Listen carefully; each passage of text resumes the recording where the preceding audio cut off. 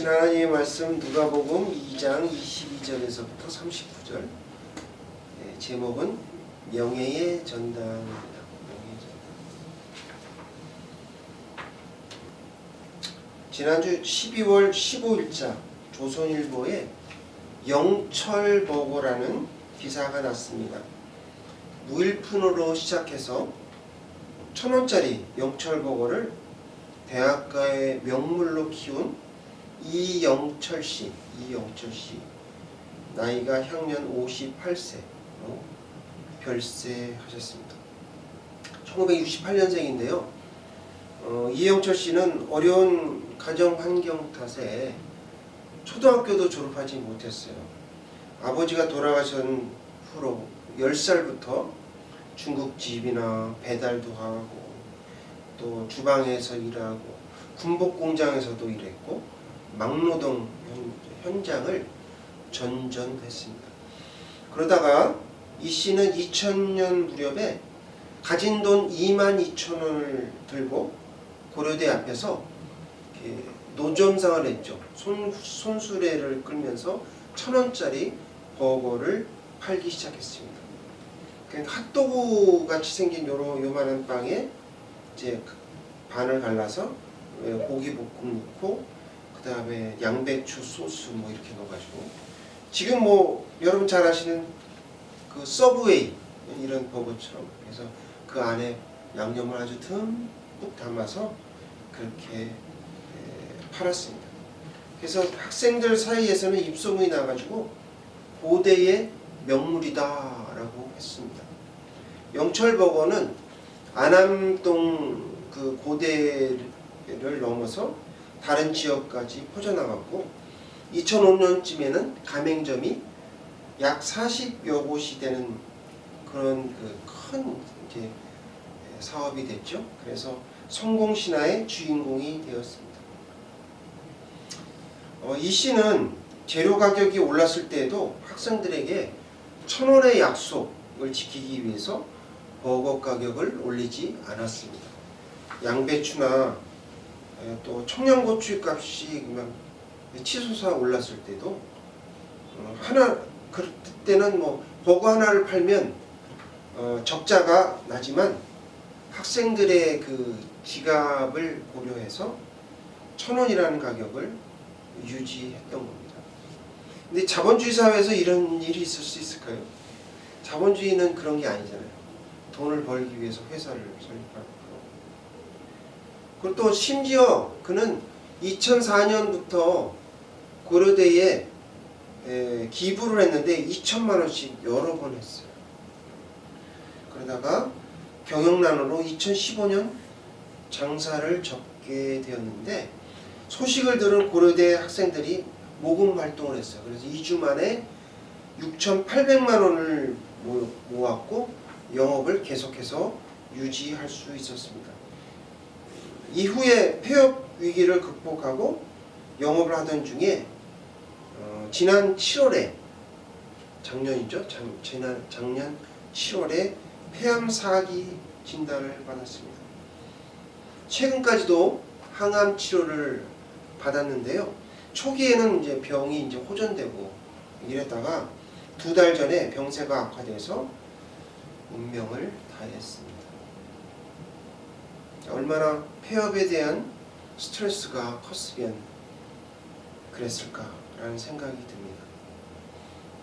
그는 오는 학생들의 이름을 불러줬어요. 그리고 활짝 웃으며 다정하게 맞아두는 그런 그것이 바로 이제 영철버거의 트레이드마크였습니다.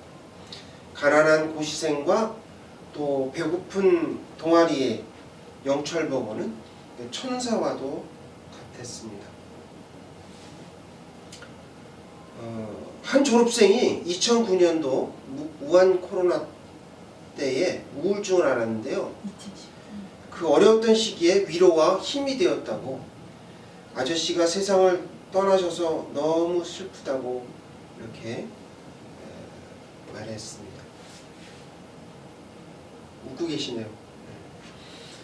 우리 주변에 꼴 보기 싫은 정치인이 많았죠. 그렇게 뭐 남의 돈을 받고 뭐 이렇게 하는 사람들이 많은데 이렇게 천사 같은 사람이 있다는 것을 볼지게 정말 대한민국은 아직 희망이 있다라고 생각이 됩니다. 이영철 씨는 예수를 믿었을까요? 잘 모르겠습니다. 기사에 나오지 않았지만 만약 그가 교회를 다녔다면 천국에 갔을 겁니다. 그리고 오늘 제목처럼 명예의 전당에 기록되었을 겁니다. 천국에서 유명한 사람이 되었을 거예요. 예수처럼 자기를 희생하면서 남을 돕는 사람은 복을 받죠. 그래서 천국에서 호명될 것입니다. 우리도 명예의 전당에 이름이 기록되어야 하는데 걱정입니다. 어떻게 해야 될지. 그러면 명예의 전당에 기록되려면 어떻게 해야 할까요? 오늘 본문을 통해서 우리에게 주시고자 하시는 하나님의 말씀은 첫째, 성령의 감동, 인도하심을 받아야 합니다. 따라해 볼게요. 성령의 감동, 인도하심을 받아야 합니다. 거룩하신 하나님의 말씀입니다. 25절, 29절입니다. 다 같이 함께 봉독하겠습니다. 예루살렘에 시몬이라는 사람이 있으니 이 사람은 외롭고 경건하여 이스라엘의 위로를 기다리는 자라. 성령이 그 위에 계시더라. 아멘.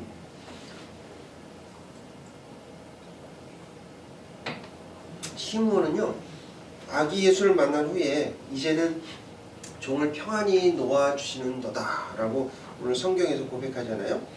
근데 그는 이제 이미 어떻게 보면 그 육체적으로 죽음이 임박한 상황이었습니다. 그는 약속받은 날부터 죽음의 문턱에 이르기까지 어쩌면 수십 년간 매일 아침에 성전에 올라가서 오늘이 그날일까? 오늘이 그날일까? 라는 마음으로 아기 예수님을 기다렸을 겁니다.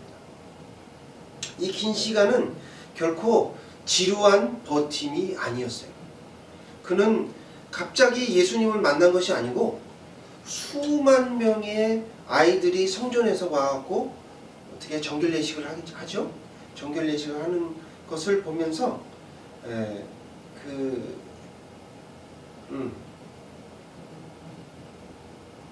메시아를 알아볼 수 있을 만큼의 어떤 그런 영적인 민감성을 계속 가졌다는 얘기죠. 눈앞에 아무런 증거가 보이지 않았던 그 한 노인이 이제 예수님이 하나님이 약속을 지키신다라는 확신을 가지고 포기하지 않는 삶을 살았다. 그래서 우리 교회도 지루한 버팀이 아니기를 바랍니다. 지루한 버팀이 아니에요. 하나님께 영광을 돌리는 삶이죠. 또한 그는 외롭고 경건하여 성령의 감동과 인도하심을 따라 살았어요. 이 말씀이 누가복음에 여기만 기록되어 있거든요. 이게 특수 자료거든요. 근데 이 기록을 왜 했을까라는 것을 저는 이제 이 말씀을 준비하면서 깨달았는데, 유대 법정이나 전통에서는 어떤 사실이 이제 참임을 증명할 때 여러분 잘 아시는 두세 명의 증인이 필요합니다. 그러니까 돌로 막 가늠한 여인을 칠 때도 2명 이상의 증인이 있어야 돼요. 그 이제 법정에서 그런 거죠. 그래서 남자 증인은 누구예요? 시므온. 여자 증인은 누구요? 안나. 이렇게 이제 나란히 배치함으로써 우리 아기 예수님이 메시아라는 사실을 온 세계에 아주 그냥 전파하고 확증하였다는 것이죠. 이거를 누가가 노린 거예요. 실제로 그 시대에 살았던 사람들이 경험한 이것이 그냥 무슨 지난주에도 말씀드렸지만 그 당군 이전의 사실이에요. 이게 신화보다도 신화가 아니라 확실한 사실임을, 역사적 사실임을 강조했다는 것이죠. 그리고 여러분 저 성경에서 이름이 기록된 것은요, 하나님께서 그들의 인생 전체와 기다림을 기억하고 계셨다는 일종의, 이걸 시급하는 뭐냐면 명예의 전당, 명예의 전당과 같은 의미입니다. 수많은 사람이 오고 갔죠. 성전에 오고 갔지만 정작 아기 예수님이 누구신지를 알아본 사람은 오늘 기록되어 있는 두 사람밖에 없어요. 시므온과 안나 뿐입니다. 여러분 잘 아시다시피 성경에는 이름을 함부로 거론하지 않습니다. 그래서 대부분 뭐 중요하지 않은 사람은 어떤 선지자, 또 뭐 어떤 사람 이렇게만 어떤 종 이렇게만 이야기하지 이름을 얘기하지 않아요. 수로보네아 여인, 그건 지역 이름이에요. 그 사람 이름이 아니고 수로보네기야. 그러니까 지역의 이름을 얘기하거나 이렇게 하지 그 사람의 이름을 정확하게 기록한 예는 그렇게 많지 않다. 그 얘기는 무슨 얘기냐? 이름이 기록하는 아무나 기록하지 않는다. 예. 그래서 이 두 사람은 당시 영적으로 매우 어려웠던 시기였죠. 그래서 유대 땅에서 끝까지 믿음을 지킨 그러한 사람이었습니다. 시몬의 이름의 뜻은 하나님이 들으셨다라는 말이고, 안나는 은혜다라는 뜻이에요. 여러분 그 예전에나 지금이나 뭐 마찬가지로 다 똑같습니다만은 과부의 삶은요 외롭고 고달픈 인생이에요. 거기다가 자녀도 없고 빈곤하게 살았습니다. 그런데 긴 세월 동안 어떻게 해요? 성전을 떠나지 않고 기도하며 메시아를 기다렸다라고 성경은 단 세 줄로 이 사람을 기록합니다. 그 바누아의 딸이라고 하잖아요. 이게 영광스러운 말이거든요. 그 사람이 누구의 딸인지, 몇 세까지 살았는지, 과부였는지 이렇게 자세하게 세 줄로 나와 있는 경우는 극히 드뭅니다. 근데 여러분 그 성경에 다 옛날에는 이게 한 권이 아니죠. 성경 한 권이 아니고 뭐 창세기, 출애굽기, 레위기 다 각각의 66권이었지만 이건 사실 한 권이에요. 성경의 이야기는 2000년 전에 유대 땅에 오신 예수님을 나타내는 거고, 그 다음에 오신 예수님이 나중에 만군의 하나님으로, 만군의 여호와로 다시 오실 예수님을 말하고 있는 것입니다. 그러니까 우리가 이게 성경을 우리가 누가복음을 읽을 적에 시므온과 안나처럼 우리도 되어야 되지 않을까라는 것이죠. 우리는 그럼 아기 예수를 기다려야 될까요? 그건 아니죠. 뭘 기다려야 될까? 그들이 인내하며 아기 예수를 기다렸듯이 우리는 다시 오실 예수님을 목놓아 기다려야 된다라는 것이 오늘 우리가 읽고자 성경을 보는 그러한 관점입니다. 그렇다면 성령의 감동은 선택이 아니라 어떻게 해요? 필수 요건이라는 거죠. 그래야 성령님의 인도하심을 체험할 수 있기 때문입니다. 그래서 성령의 감동에 귀를 기울이셔야 돼요. 그리고 그 응답이 좀 더디더라도 끝까지 인내하면서 소망을 잃지 말아야 됩니다. 그렇게 되면 어떻게 돼요? 시므온과 안나가 마침내 아기 예수님을 품에 안았듯이 여러분의 삶에도 반드시 하나님의 약속이 현실이 되어 나타날 줄로 믿습니다. 아멘. 성령의 감동, 인도하심을 받아야 한다라고 말씀하십니다. 둘째, 끝까지 믿음으로 인내하며 살아야 합니다. 따라해 볼게요. 끝까지 믿음으로 인내하며 살아야 합니다. 라고 말씀하십니다. 거룩하신 주님의 말씀입니다. 36절, 37절 다 함께 찾아 읽겠습니다. 시작. 또 아셀 지파 바뉴의 딸 안나라 하는 선지자가 있어 나이가 매우 많았더라. 그가 결혼한 후에 7해 동안 남편과 함께 살다가 과부가 되고 84세가 되었더라. 이 사람이 성전을 떠나지 아니하고 주야로 음식하며 기도함으로 섬기더니. 네. 아멘. 성경은 시므온과 안나의 정확하게 그들이 몇 년을 기다렸는지에 대해서는 숫자가 명시되어 있지 않아요. 그러나 우리가 본문을 통해서 이렇게 찾아보면 그들이 평생에 걸쳐서 인고의 시간을 보냈다고 짐작할 수 있습니다. 특히 안나의 경우에는 본문에 나타내는 나이가 나와 있어서 추정이 가능한데 결혼 생활 7년 했다고 그랬죠. 그리고 과부로 지낸 시간을 포함해서 그가 84세에 예수님을 만났다는 거죠. 당시의 그 초혼 풍습을 고려해 보면 10대 중반에 결혼했을 가능성이 있어요. 그러면 적어도 안나는 몇 년을 있었냐면 60년 가까이 성전에서 기도하며 메시아를 기다린 셈입니다. 60년은 그렇게 작은 세월은 아니죠. 제가 64년밖에 안 살았으니까. 근데 그녀의 인생은 행복했을까요?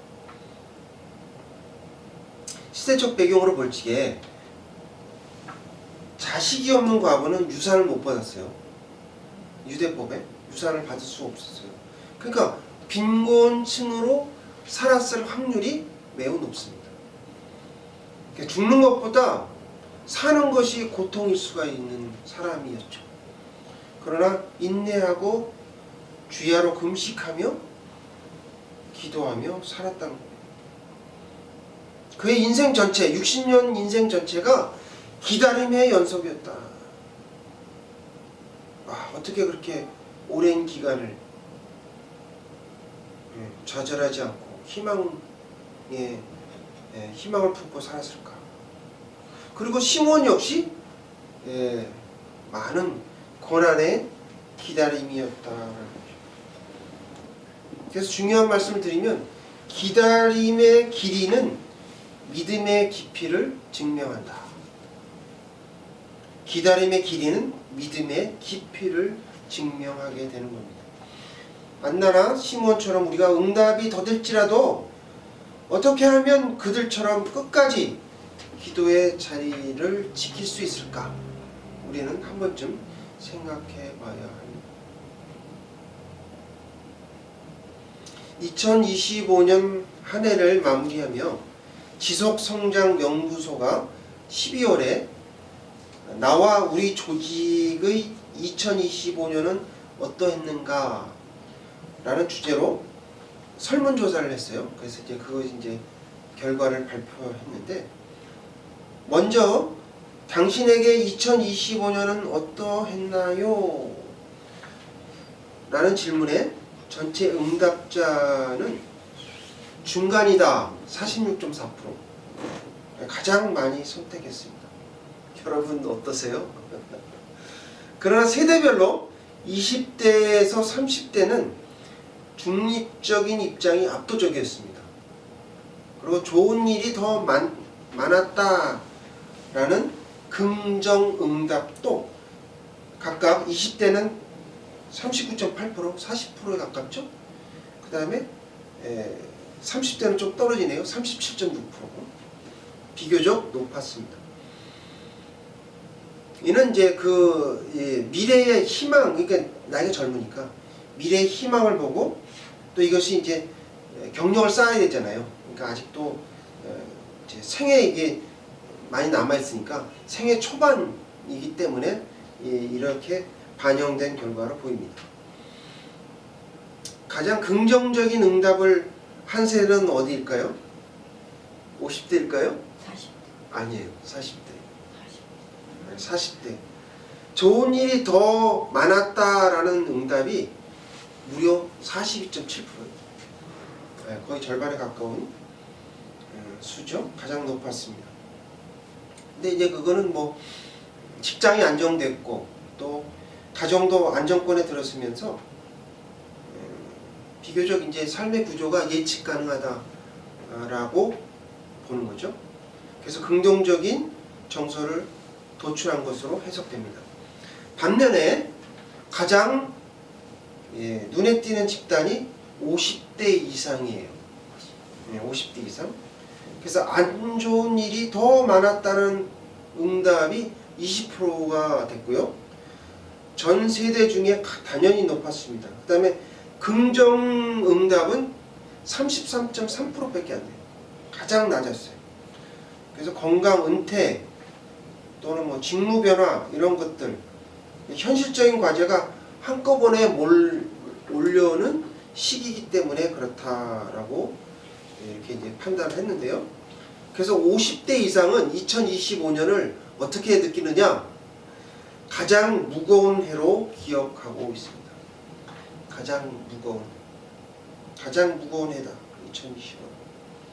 그래서 우리가 세대별 삶의 위치가 정서 평가에 얼마나 큰 영향을 미치는지를 단적으로 나타내주고 있습니다.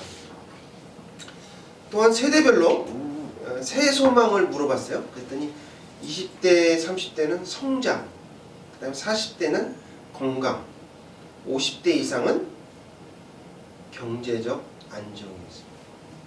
그러니까 그만큼 50대 이상이 불안하고 어렵다라는 것이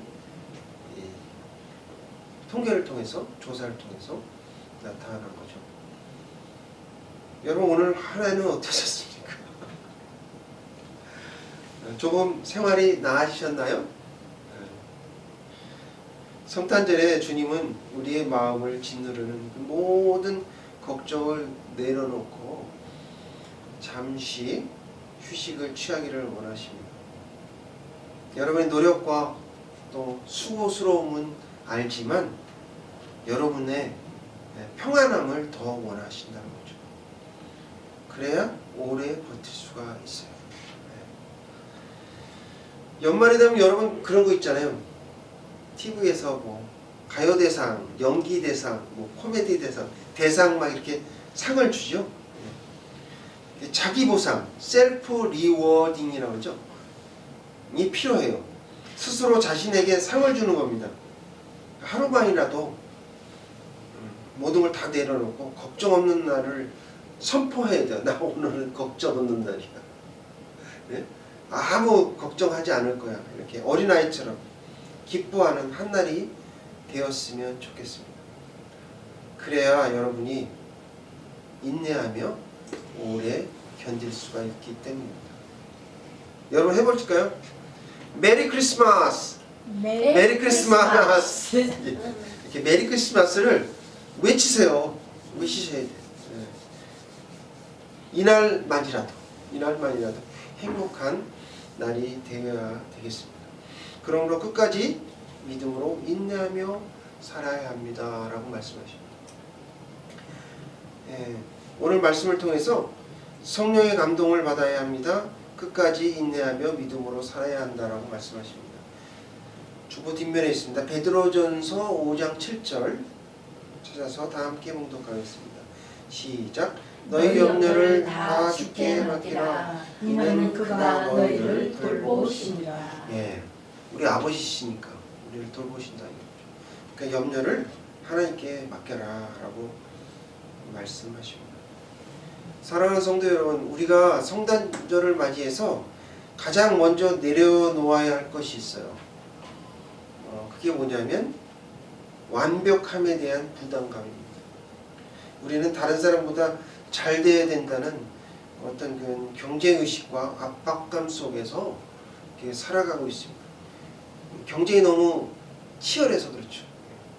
그리고 돈을 많이 벌어야 한다는 그런 강박에 사로잡혀 있는 경우도 있습니다. 왜요? 미래가 불확실하니까. 근데 하지만 주님은 어떠세요? 가장 낮고 가장 초라한 그러한 베들레헴의 마구간에서 탄생하셨습니다. 하나님께서 완벽한 환경이나 화려한 준비를 우리에게 요구하시지 않으십니다. 성탄절의 본질은 우리의 노력이나 거칠에 있는 것이 아니에요. 오직 임마누엘이신 하나님께서 우리와 함께 하신다. 이 단순하죠? 단순하고 위대한 진리입니다. 단순하지만 위대한 진리예요. 그래서 임마누엘이신 예수님을 우리의 마음속에 모셔야 된다는 거죠. 행복은 먼 곳에 있는 것이 아닙니다. 가장 가까운 곳에 있는 거예요. 지난 7월 8월에 저는 굉장히 기대를 했거든요. 왜냐하면 나팔꽃을 제가 좋아해요.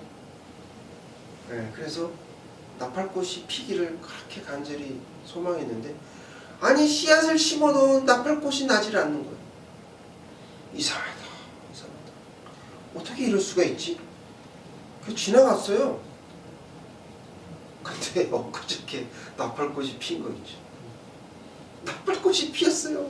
근데 그전에는 나팔꽃이 막 여러 군데 막 피어가지고 제가 이제 낚싯줄로 위에 천정까지 이렇게 막 이렇게 해놓거든요. 그러면 너무 예뻐요. 나팔꽃이. 나팔꽃이 종류가 여러 가지를 제가 이제 어디 딴 데서 막 있으면 따가지고 이렇게 놓는데 안 피는 거예요.